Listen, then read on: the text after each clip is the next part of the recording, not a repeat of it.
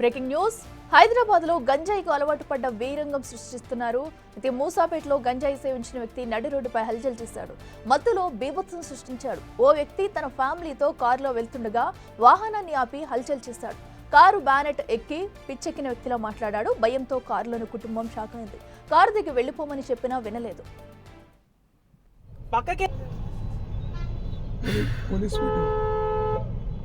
పక్కకెళ్ళన్నా,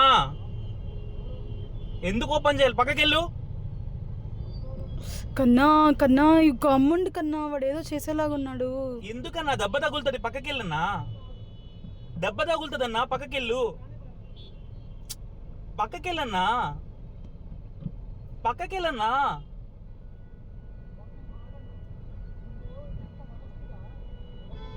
పక్కకెళ్ళన్నా, దెబ్బ తగులుతుంది. Thank you boss.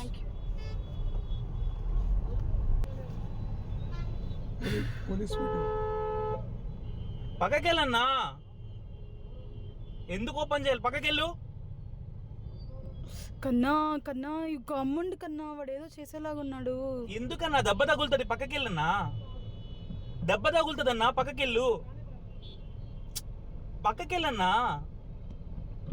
పక్కకెళ్ళన్నా.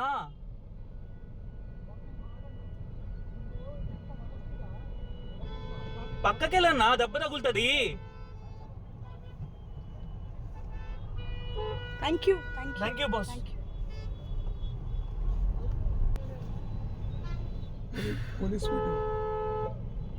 పక్కకెళ్ళన్నా, ఎందుకు ఓపెన్ చేయాలి? పక్కకెళ్ళు.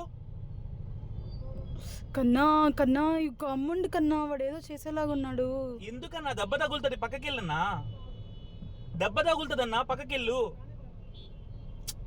పక్కకెళ్ళన్నా, పక్కకెళ్ళన్నా.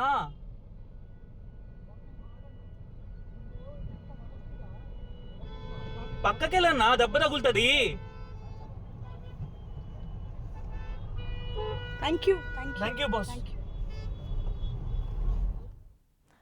ఇక మూసాపేటలో అయితే గంజాయి సేవించి ఓ వ్యక్తి అయితే ఒక కారు పైకి హల్చల్ చేశాడు. వారిని బెదిరించే ప్రయత్నం కూడా చేశాడు. దానికి సంబంధించిన విజువల్ అయితే మనం చూసాము. అయితే ఇదే అంశానికి సంబంధించి మరింత సమాచారం మా ప్రతినిధి సుజాత అందిస్తారు. సుజాత, చెప్పండి, గంజాయి మొత్తులో కూడా ఆ వ్యక్తి ఎలా రెచ్చిపోయిన తీరు మనం చూస్తున్నాము. అసలు అతన్ని ఇప్పటివరకు పోలీసులు ఏమైనా అదుపులోకి తీసుకున్నారా? సో ఎక్కడి నుంచి గంజాయి తీసుకొచ్చి సేవించినట్టు డీటెయిల్స్ ఏమైనా తెలుసాయా?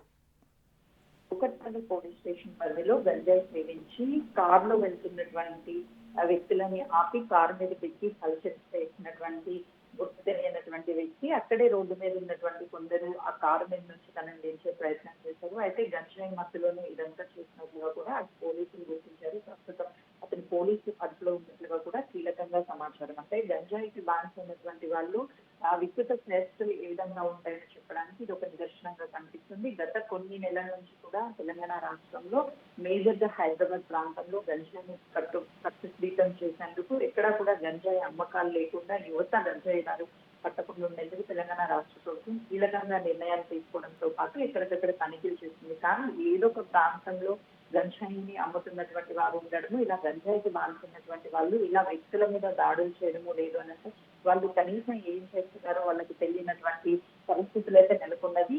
నిన్న రాత్రి జరిగినటువంటి ఘటన ఒక్కసారిగా ఆ కారులో ప్రయాణించినటువంటి వ్యక్తులు భయభ్రాంతులకు గురయ్యారు. ఎందుకంటే సడన్ గా కారు ఆపినటువంటి సిగ్నల్ దగ్గర ఆపినటువంటి కారు మీద ఎక్కి తను దాడి చేస్తాడు, లేకపోతే తనకి ఏదైనా సరే గాయం అవుతుందానని ఆ డ్రైవింగ్ చేస్తున్నటువంటి వ్యక్తులు, అంటే కుటుంబంతో కలిసి బయటకు వెళ్తున్నటువంటి వ్యక్తుల కారుని ఆపడంతో ఒక్కసారిగా భయభ్రాంతులకు గురైనటువంటి పరిస్థితి నెలకొంది. ప్రస్తుతానికైతే మాత్రము అక్కడ ఉన్నటువంటి స్థానికులు ఆ వ్యక్తిని కింద నుంచి పోలీసులకు అప్పచెప్పినట్లుగా కూడా కీలకంగా మనకు అందుతున్నటువంటి సమాచారం. అయితే గంజాయికి అలవాటు పడి ఇదంతా కూడా ప్రతిరోజు అక్కడ వెళ్ళేటువంటి కార్లు కావచ్చు, లేకపోతే ఇతర ప్రాంతాలలో తను సంచరిస్తూ ఇలా ఎదుటి వ్యక్తుల మీద దాడులు చేయడం కానీ, లేకపోతే ఇలాంటి ఘటనకు పాల్పడుతూ ఉంటాడు అని చెప్పేసి ఇప్పటికీ తన మీద పలు కేసులు ఉన్నట్లుగా కూడా కీలకంగా మనకు అందుతున్నటువంటి సమాచారం. అయితే ఆ టైంలో కేవలము గంజాయి మత్తులోనే ఉండి ఇదంతా చేసినట్లుగా కూడా అటు పోలీసులు గుర్తించారు. ప్రస్తుతానికి అతని కౌన్సిలింగ్ ఇవ్వడంతో పాటు గంజాయి